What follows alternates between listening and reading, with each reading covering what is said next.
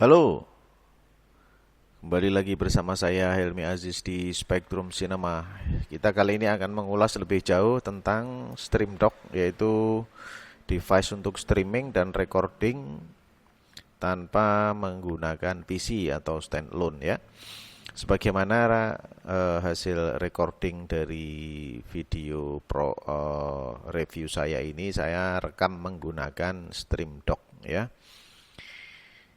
Pada dasarnya Stream Dock ini punya dua fungsi, yaitu untuk recording dan untuk streaming ya.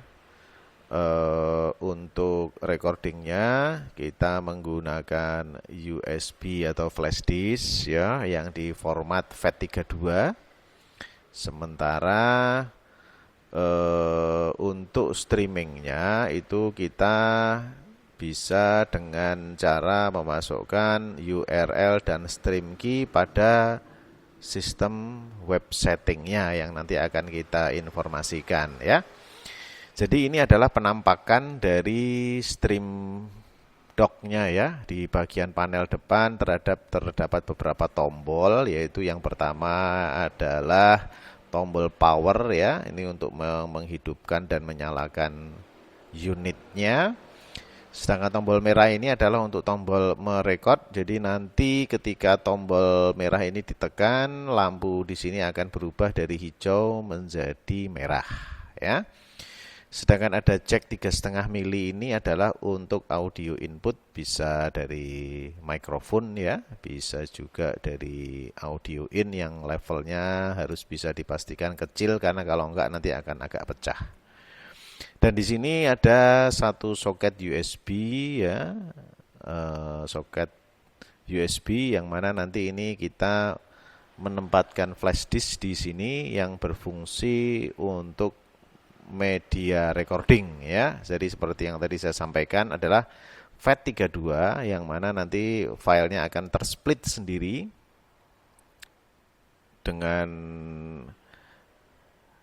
sebesar 2 gigabit 2 gigabyte ya, 2 giga ya. Jadi nanti akan terpotong-potong menjadi 2 giga. Misalkan kita merekodnya 16 giga, nanti filenya akan terpotong-potong menjadi 22 kali 22 kali 8 ya, ada 8 file, berarti nanti totalnya semuanya adalah 16 GB ya. Oke. Sekarang kita melihat panel belakang ya kawan-kawan. Kita lihat panel belakang nih ya. Panel belakang ini ada beberapa konektor ya, ada beberapa soket ya. Yang pertama adalah soket untuk DC ya di sini ya. Yang soket yang atas ini adalah untuk HDMI output ya, sedangkan yang bawah ini adalah HDMI input. Biasanya nanti akan kita fitkan di sini. Sumber bisa berasal dari laptop, berasal dari kamera, atau untuk teman-teman yang mempunyai switcher ya, mempunyai switcher yang belum ada fasilitas recordingnya dan streamingnya, Anda bisa menggunakan alat ini sehingga Anda tidak perlu menjual switcher Anda ya. Jadi Anda masih bisa memanfaatkan alat ini untuk bisa streaming dan recording. Sedangkan output ini nanti bisa dihubungkan ke monitor TV, ke proyektor ataupun ke wireless misalkan ya, untuk Anda pancar luaskan lagi lebih jauh ya. Sedangkan di sini ada soket RJ45 yang mana soket ini digunakan untuk koneksi ke internet ya kawan-kawan. Jadi koneksinya ke internet nanti dihubungkan ke soket RJ45 ini, biasanya dari modem ataupun dari sumber internet yang lainnya ya. Seperti itu kawan-kawan, sistem sekilas tentang Stream Dock ya teman-teman ya. Jadi manfaatnya seperti yang saya sampaikan tadi, bisa digunakan untuk recording ya, dan juga untuk streaming. Bisa dari kamera langsung ya. Jadi untuk teman-teman yang mau streaming dari kamera langsung, Anda bisa menggunakan alat ini ya. Biasa mungkin acara-acara tertentu yang mungkin Anda nggak perlu multicam ya, Anda bisa menggunakan device ini ya, langsung streaming dan recording ya. Yang kedua adalah kalau Anda punya PC yang memang itu nggak bisa ataupun dengan spek rendah ya, seperti yang saya pakai ini jadi saya menggunakan PC yaitu dengan spek seperti ini, sistem informationnya akan saya buka ya. Ini saya menggunakan Intel Core i5 Gen 3 M CPU 2,7 GHz dengan memori sebesar 16 GB ya. Di sini tertulis ya seperti ini dan ini memorinya 16 GB. Nah, ini tidak punya GPU. Jadi CPU-nya menggunakan internal yaitu Intel HD 4000 ya. Nah, kita tahu sendiri untuk streaming itu kita eh, biasanya akan memakan resources yang sangat besar sekali, terutama ketika Anda tidak menggunakan GPU, pasti akan menyedot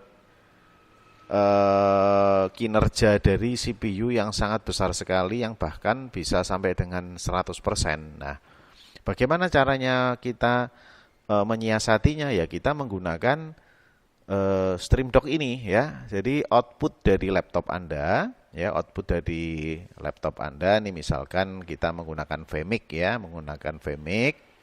Nah, di sini nanti akan ada tombol full screen yang mana nanti ketika full screen ini kita tekan HDMI out-nya akan menampilkan apa yang ada di program out ya. Jadi ini kebetulan sudah saya hubungkan ke USB capture ya. Nanti Anda bisa cek kenaikan prosentasenya ya. Ini ada dua USB capture, kebetulan resolusi saya menggunakan 720 ya. Nah, ini prosentasenya sudah naik langsung ya. Kita naikkan lagi dua input misalkan ya. Ya, dua input. Nah, ini sudah 32% total CPU-nya ya. Misalkan kita akan merekod ya, kita tekan tombol record.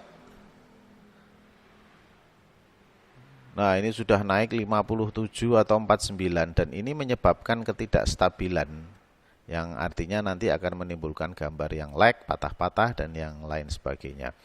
Ini baru kita fungsikan untuk recording ya. Ini kita stop dulu. Kemudian kita coba untuk streaming ya. Kita cek untuk streamingnya, dia langsung naik pada 100% ya. Kita melihat dan ini kedip-kedip kuning, kedip-kedip kuning. Ini menandakan bahwa prosentase dari CPU-nya bekerja terlalu besar. Ini kita bisa lihat di task manajernya ya. Kita bisa cek di task manager ya, performance-nya kita lihat CPU-nya 100% karena apa?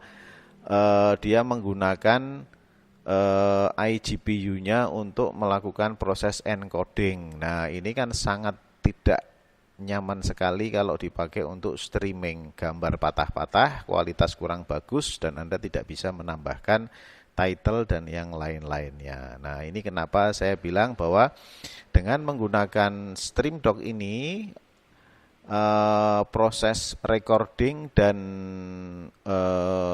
streaming itu diambil alih oleh StreamDock. Jadi streaming Anda bisa jadi sangat ringan ya, bisa jadi sangat ringan dan tidak membebani CPU ya, tidak membebani CPU. Jadi Anda bisa lebih smooth ya. Nah, ini kalau tanpa beban, ini kita cuman mendapatkan CPU totalnya sekitar 42%. Kita bisa lihat, bisa cek juga di task manajernya. Nah, di task manager ini kita lihat, nah ini beban CPU-nya ini 43 ya, beban CPU 43. Sementara di sini memang tidak muncul GPU-nya karena memang dia memanfaatkan internal GPU ya. Jadi ini akan sangat membantu untuk teman-teman yang menggunakan spek PC yang rendah ya. Terus kemudian dengan kondisi seperti ini kita masih bisa nih menambahkan title ya. Misalkan kita menambahkan running tag ya, misalkan ya, kita tambahkan running tag. Iya, Ini masih bisa ya kita tambahkan. Dan ini juga tidak terlalu tinggi ya, masih di bawah 50%, dan render time-nya pun juga nggak terlalu tinggi ya. Jadi masih cukup worth it sekali kalau untuk kita pakai sebagai, jadi nanti Vmake ini akan berfungsi sebagai switcher ya, akan berfungsi sebagai switcher yang mana nanti akan kinerjanya akan jadi lebih ringan lagi ya. Mungkin kita masih bisa nih menambahkan 2 title juga masih bisa, misalkan kita tambahkan scoreboardnya misalkan ya, scoreboard di atas nih ya kita tambahkan. Ini masih bisa 2 title ya. 2 title ini masih cukup ya time rendernya, karena kita menggunakan 50 fps, jadi time rendernya masih sekitar 98, masih oke. GPU memorinya masih 6%, CPU Vmake-nya 38%, dan total masih aman lah ya, sekitar paling tinggi nggak sampai 60 ya, masih cukup aman untuk kita men-switch antar perpindahan antar kameranya misalkan, karena ini sudah saya hubungkan langsung ke video capture, cuman tidak saya berikan feed, tidak saya berikan input ya. Nah, ini masih enak sekali ini berpindah-pindahnya ya. Jadi itu adalah sekilas tentang fungsi daripada StreamDock ya. Jadi kita menggunakan PC yang jadul pun juga masih bisa kita gunakan sebagai switcher, dan juga untuk teman-teman yang menggunakan switcher lama atau yang switcher yang masih belum punya fasilitas recording dan streaming, Anda bisa menggunakan unit ini ya untuk streaming ya. Nah, sekarang bagaimana cara settingnya ya? Cara settingnya untuk kita memasukkan URL-nya adalah dengan kita masuk ke menu web settingnya ya. Jadi nanti ketika kita menghubungkan unit laptop kita untuk melakukan setting yang pertama kalinya ya. Jadi nanti kita akan memasukkan satu nilai IP di sini ya. Di sini kebetulan IP alatnya itu 192.168.2.103. Nah, nilai ini akan berbeda-beda ya setiap komputer. Jadi nanti Anda perlu menggunakan alat bantu nih, namanya Advanced IP Scanner ya. Advanced IP Scanner ini nanti yang akan mendeteksi berapa IP daripada StreamDock-nya ya, StreamDock-nya. Nah, di sini Anda bisa melihat bahwa di sini akan muncul HTTP box-nya ini, Asia Major ini di IP 192.168.2.103. Ketika Anda masukkan ke dalam Chrome, nanti Anda ketik seperti ini, akan muncul tampilan setting seperti ini ya. Di sini ada dua setting utama. Yang pertama adalah setting hardware-nya sendiri, yang mana sini encoding-nya adalah bisa kita set H264, FPS-nya kita bisa custom, mungkin kita mau set sekitar berapa, 50, 60 ya. Dan GUP ini adalah untuk group of picture ya, jadi semakin tinggi angkanya akan semakin bagus. Dan yang kelima ini adalah settingan bitrate ya. Kemudian ini adalah encoded size, adalah resolusinya. Jadi nanti Anda bisa menggunakan settingan same as input, itu berarti menyesuaikan di inputnya auto, atau Anda bisa melakukan settingnya dengan menentukan nilai-nilainya, yang ketika ini nanti Anda klik akan ada drop down yang dimana ada pilihan resolusinya. H264-nya kita pakai di main profile, dan ada juga baseline, dan juga ada high profile ya. Dan untuk bitrate controlnya kita menggunakan CBR ya. Nah, di sini ada beberapa pilihan, tapi yang akan digunakan itu nanti adalah yang RTMP, RTSP push URL. Nah, nanti ini di sini Anda masukkan ya URL yang Anda copy. Misalkan Anda mau streaming dari YouTube, Anda kopikan di sini ya, Anda kopikan URL-nya. Karena ini memang tidak ada kolom sendiri untuk streaming untuk memasukkan stream key, jadi nanti stream key-nya bisa langsung ditulis di paling akhir setelah tanda slash ya. Dan jangan lupa ini di-enablekan ya, di-enablekan untuk kita agar supaya bisa streaming di URL yang sudah kita masukkan. Dan di bagian bawah ada tombol apply, jangan lupa di apply untuk melakukan save setting ya. Jadi ketika ini sudah di save, ini tidak akan berubah. Jadi nanti Anda begitu langsung Anda mencolok modem, nanti langsung Anda akan streaming langsung pada akun YouTube yang sudah Anda masukkan di kolom RTMP, RTSP ini ya.